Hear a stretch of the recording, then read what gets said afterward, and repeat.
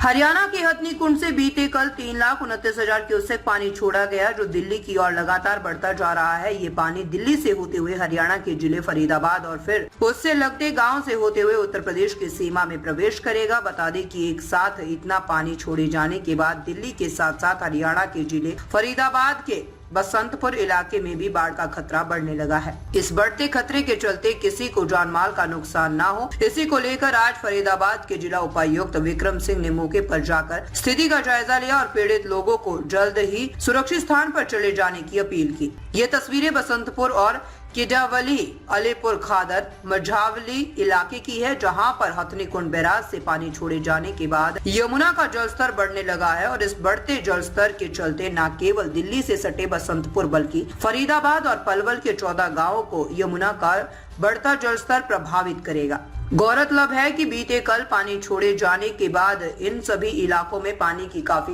बढ़त हो गई है और इसके चलते न केवल लोगों के मकानों में पानी घुसा है बल्कि किसानों की फसलें भी इस पानी की चपेट में आ गई है और पानी में समा गई है। इसी बढ़ते जलस्तर के चलते किसी को जान का नुकसान न हो, इसको लेकर पहले ही जिला प्रशासन लोगों को अपने मकान छोड़कर अपने परिजनों और मवेशियों के साथ सुरक्षित स्थान पर जाने की अपील कर चुका है और लगातार लोगों को इस बाढ़ के खतरे को लेकर चेतावनी भी दी जा रही है। इसी बढ़ते जलस्तर के बाद अब खुद जिला उपायुक्त विक्रम सिंह दिल्ली से सटे बसंतपुर और यमुना किनारे सटे सभी उन जगहों स्थित मझावली इलाके में पहुंचे और उन्होंने बाढ़ प्रभावित इलाकों का जायजा लिया। इस मौके पर उन्होंने मीडिया से बात करते हुए बताया कि हथनी कुंड बैराज से 3,29,000 क्यूसेक पानी छोड़े जाने के बाद यमुना का जलस्तर बढ़ने लगा है। रात तक ये जलस्तर और भी बढ़ सकता है, जिसके कारण यमुना के तलहटी इलाके में रहने वाले लोगों को जान माल का नुकसान भी हो सकता है।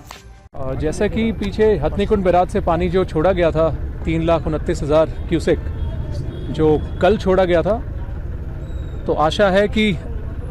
अब आने वाली रात में और कल सुबह अर्ली आवर्स में, तो मैं कहूँगी कि रात के दौरान ही पानी यहाँ पे बढ़ेगा। तो सभी लोगों से मेरा आग्रह ये है, कृपया करके जो भी, क्योंकि ये बांध के उस पार लोगों ने घर बना रखे हैं, यमुना की तरफ लोगों ने घर बना रखे हैं इलीगली, तो लोगों से आग्रह ये है जो भी उसमें रह रहे हैं कृपया करके वो घर अपने खाली कर दें और सेफ प्लेसेस पे, चाहे अपने रिश्तेदारों के चले जाएं, चाहे एडमिनिस्ट्रेशन ने जो सेफ हाउसेस दे रखे हैं चाहे वहाँ पे चले जाएं, परंतु कृपया करके जल्दी खाली कर दें। आगे भी गाँव में भी जितने हमारे 14 गाँव पड़ते हैं, चाहे यमुना किनारे हों या उसके पीछे हों, क्योंकि बुढ़िया नाले में भी थोड़ा पानी बैक आएगा इवेंचुअली, तो वहाँ पर भी लोगों से मेरा आग्रह है कृपया करके जो भी निचले स्थानों पर है, और साथ ही क्योंकि 2023 में भी बाढ़ आई थी यहाँ पे, तो 2023 में जो एरिया जलमग्न हुआ था, तो वहाँ के लोग कृपया करके सेफ प्लेसेस पे चले जाएं। इंतज़ाम प्रशासन की तरफ से पूरे हैं, सभी गांव वाइज भी हमने ड्यूटी लगाई है, यहाँ पे बसंतपुर में भी हमने ड्यूटी लगाई है, सारे अधिकारीगण हमारे मौजूद हैं यहाँ पे, साथ ही जो पार्षद हैं यहाँ के वो भी मौजूद हैं और जितने भी पॉलिटिकल रिप्रेजेंटेटिव हैं सभी इसमें मदद कर रहे हैं। तो लोगों से कृपया करके आग्रह है कि वेट ना करें कि पानी बढ़ेगा उसके बाद निकलेंगे, आप कृपया करके पहले निकल जाएं। हम देख रहे हैं कि अभी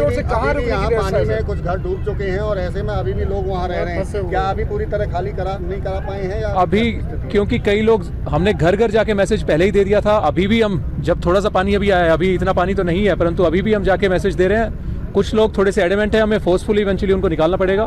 तो हम फोर्सफुली भी उन्हें निकालेंगे ताकि पानी से पहले वो बाहर निकल जाए, तो बाद में पानी भरने के बाद में उनको निकालने की स्थिति ना बने। प्रशासन की ओर से कहाँ रखने की व्यवस्था है सर? अभी लोगों को नहीं पता चल रहा है कि कहाँ रुकना है, कहाँ इसमें बिल्कुल जी, एक बैंक्वेट हॉल है यहाँ पे और स्कूल है, वहाँ पे हमने रहने की व्यवस्था करी है, तो लोग अगर चाहें तो वहाँ पे आ सकते हैं, वरना फिर अपने, जैसा कि पिछली बारी में भी देखने में आया, तो चाहे अपने आसपास या रिश्तेदारों या जानकारों के घर भी लोग चले जाते हैं। कृपया करके आग्रह ये है कि जल्दी से जल्दी आप चले जाएँ, क्योंकि आज रात से